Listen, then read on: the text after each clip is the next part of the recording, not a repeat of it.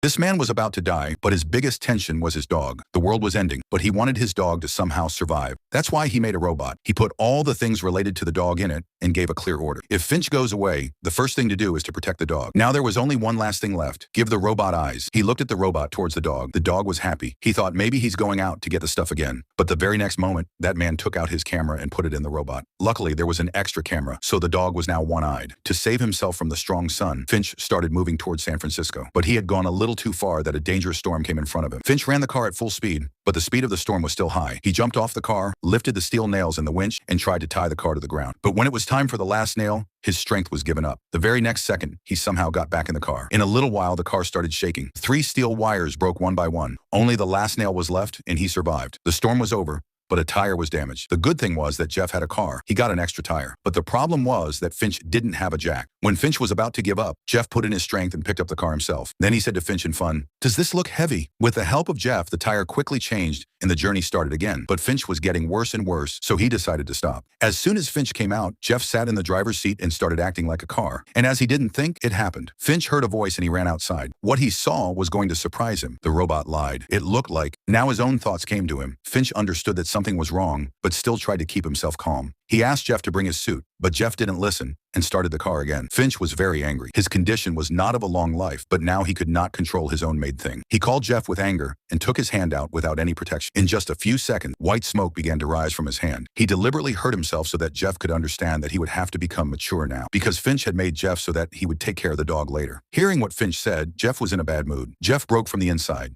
He was quietly sitting behind in the journey. Finch understood that maybe he had said too much, so he offered Jeff to teach driving quickly to lighten the atmosphere. Jeff happily got up. The next morning, a butterfly came and sat on the glass. Finch was stunned. To find out the truth, he slowly raised his hand, and this time, he did not feel jealous. In the light of the sun, he felt a little relief after years. He wore a nice suit, sat in the sun, and ate the box of food he had saved. But this peace was not too long. Again, a cough of blood came. Now there was not much time left. Jeff started to take him inside the RV. But Finch stopped and hugged him tightly, as if he was his child. At that moment, Jeff was not just a machine. He had feelings like humans. After a while, Finch left the world, but Jeff's work was still left. After 18 hours, Jeff and Doug reached Golden Gate Bridge. To fulfill Finch's last dream after a while, they moved forward in search of a new